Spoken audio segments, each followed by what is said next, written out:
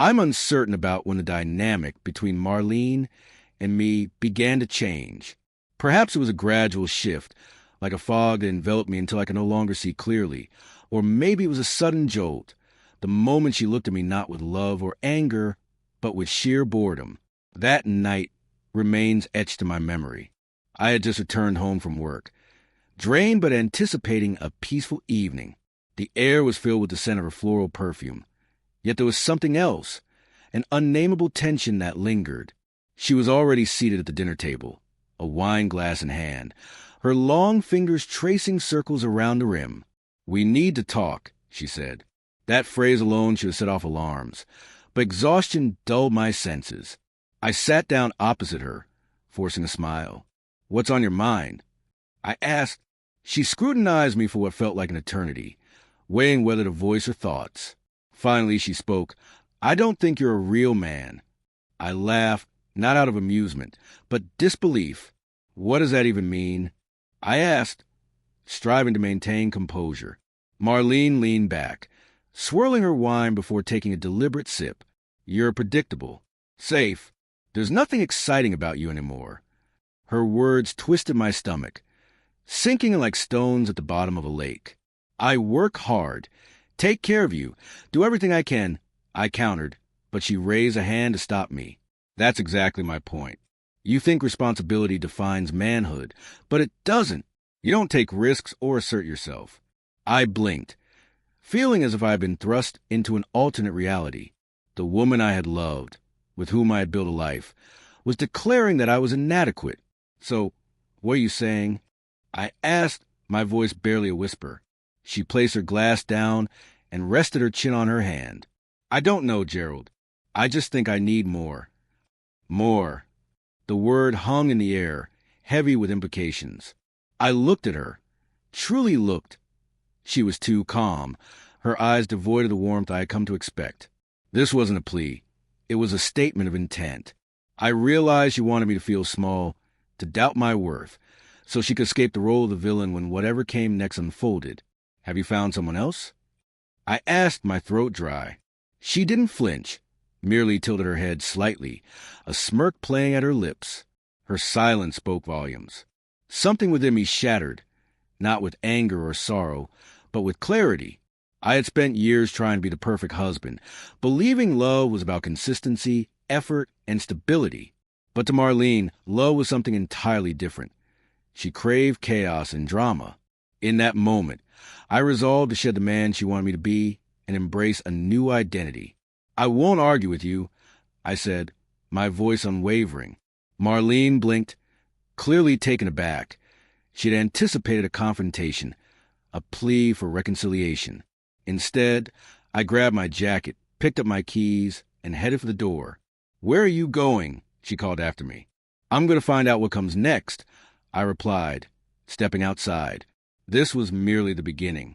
I drove for hours, aimlessly, with no destination in mind, just a desperate need to be away from home. The road stretched before me, dark and empty, the headlights slicing through the night like a knife. My mind raced while my body operated on autopilot, struggling to keep pace with the seismic shift that had just occurred. Marlene's words echoed in my mind. "You're not a real man." I gripped the steering wheel tightly, my knuckles turning white. What did that even mean? I had done everything right, built a life with her, offered stability, love, and commitment. Wasn't that enough? But she needed more excitement, more danger, more of something I apparently wasn't providing. The fact that she hadn't denied my question about another man, her smirk and silence, confirmed my fears. She wanted me to feel insignificant. And for a fleeting moment, I had almost succumbed to that notion. Not anymore. I pulled into a gas station, the fluorescent lights humming above me as I parked. I needed a moment to breathe, to steady my shaking hands. Exiting the car, the cool night air struck my face, refreshing and invigorating. Inside, the place was mostly empty, save for the cashier, a man in his 50s with a thick mustache and tired eyes. I grabbed a bottle of water, paid, and was about to head out when a man caught my attention, leaning against the counter, laughing into his phone. He exuded an air of confidence, dressed in tailored clothes and flaunting an expensive watch. Yeah, man, she was all over me, he said, chuckling. Her husband is boring as hell. Can you believe that? Some poor guy out there thinks he's got it all figured out while his wife is sneaking around. Every nerve in my body went on high alert. The guy hadn't mentioned any names, but the arrogance of his tone made my skin crawl. Before I knew it, I was striding toward him. Who's the woman? I asked, my voice unnaturally calm. He raised an eyebrow, clearly amused. Excuse me, the woman you're talking about, I reiterated, locking eyes with him. What's her name? For a moment, he stared at me. Then a slow smirk spread across his face. What? You think it's your wife or something? He laughed. Buddy, if you have to ask, you already know the answer. Something within me shifted. I had spent years as a quiet, dependable husband, the man who avoided conflict and prioritized his wife's happiness above all else. What had it earned me? Nothing. I stepped closer, and for the first time in ages, I didn't feel small. I felt alive. The man's smirk faltered slightly, caught off guard by my resolve. He expected me to back down, to look away. Enjoy it while it lasts, I said steadily, because trust me, it won't. I turned and walked out without another word. I didn't need to know for sure if it was Marlene. I already understood the type of man she desired. If it wasn't this guy, it would be someone like him. But she was about to learn a lesson as well. She had spent years molding me into the perfect, safe husband, but that version of me was gone. I got into my car, started the engine, and smiled for the first time that night. This was not the end. It was merely the beginning. I didn't go home that night. I couldn't. Instead, I drove without purpose, the empty road stretching before me like an unwritten narrative, waiting to be filled with something new. The weight on my chest had lifted, replaced by a clarity I hadn't felt in years. I pulled over at a 24-hour diner on the outskirts of town, the kind of place where the coffee was burnt, the floor slightly sticky, and the waitresses had seen enough of life to focus solely on getting through their shifts. I slid into a booth, rubbing a hand over my face. I felt exhausted, yet my mind raced. I thought about Marlene, her smug smirk, and the way she had so easily dismissed me as a man, as if it were a fact etched in stone. Had she ever respected me? Had I merely been a reliable placeholder while she sought something better? The thought twisted my stomach. What can I get you? A waitress asked. I looked up to see a woman in her late 40s with kind eyes and a faded name tag, reading Gloria, poised with a pen over her notepad. Just coffee, I replied. She nodded and shuffled off.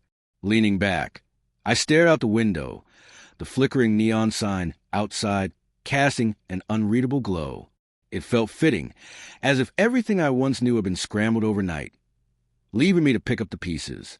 When Gloria returned, she set the coffee down with a knowing look. Long night? She asked. I let out a short, humorless laugh. Something like that.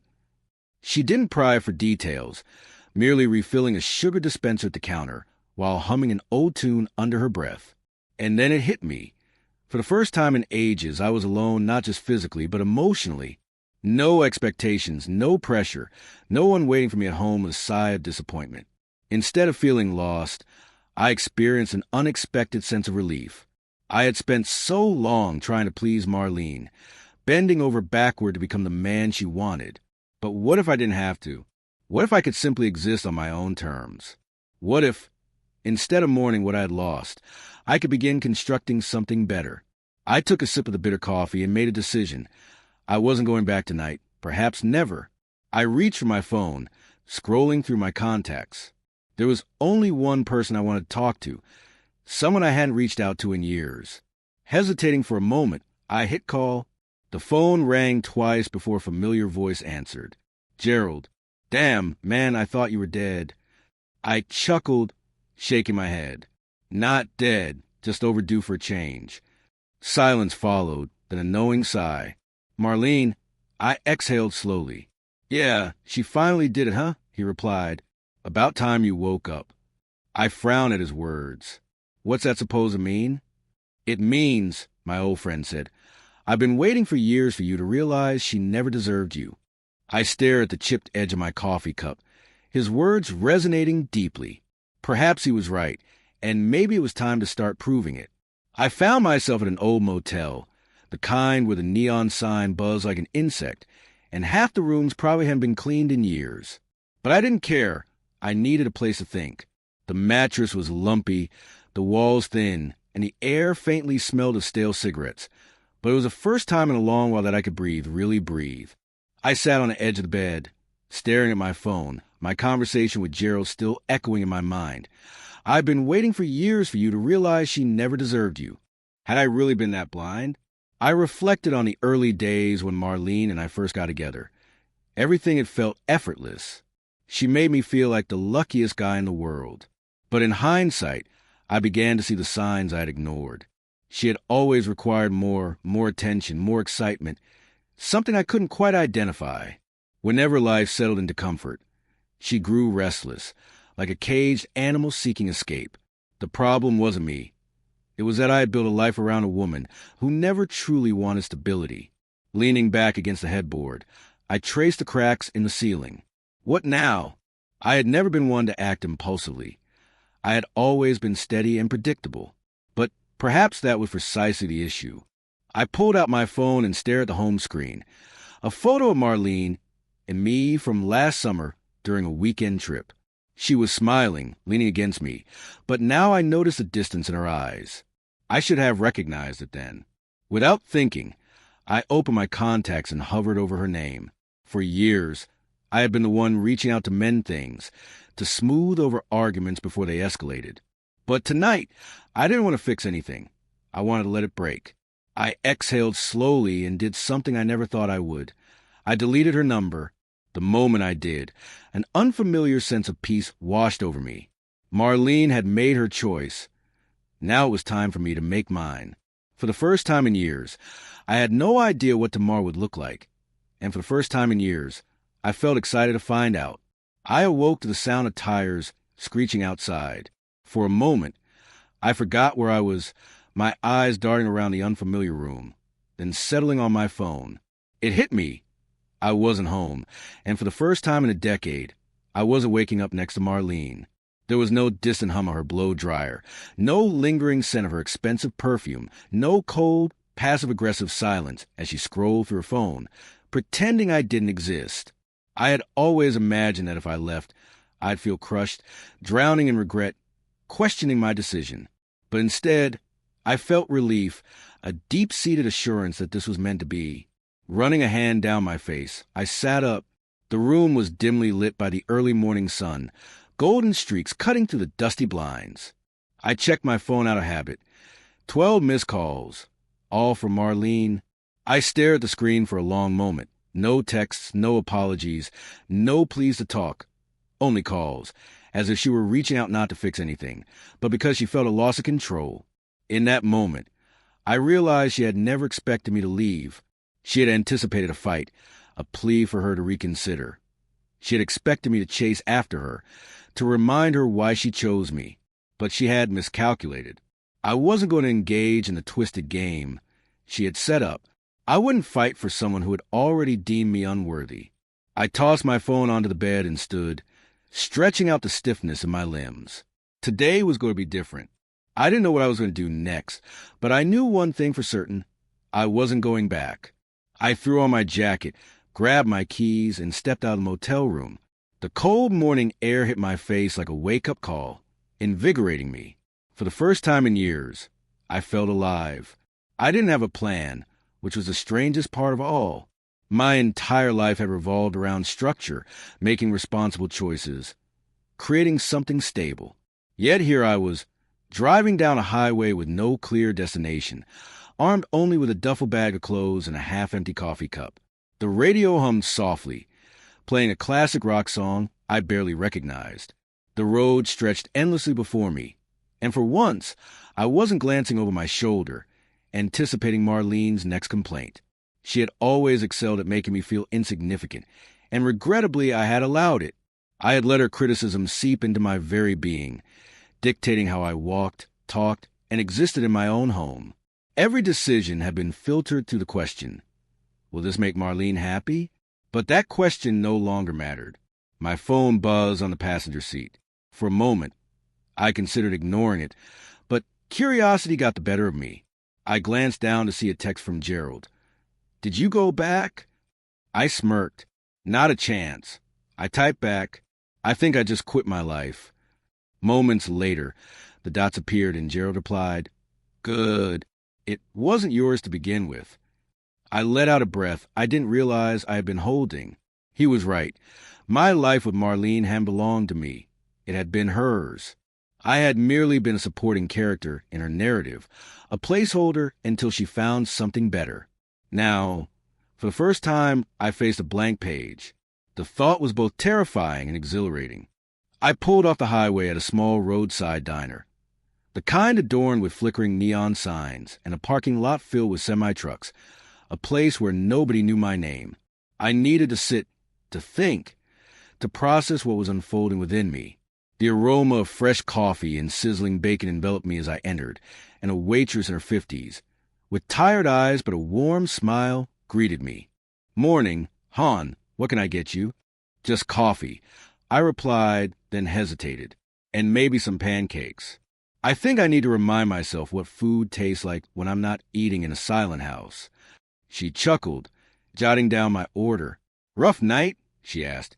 I hesitated, then nodded. "Rough decade." She gave me an understanding look before moving on. I leaned back against the booth, exhaling slowly. This would be the first meal I had ordered just for myself in years. Not to please Marlene or maintain the facade of a perfect husband, but simply because I wanted pancakes. It felt like the first real decision I had made in ages. The pancakes arrived, steaming hot and drenched in syrup, accompanied by a side of crispy bacon that smelled heavenly. I hadn't realized how hungry I was until that moment.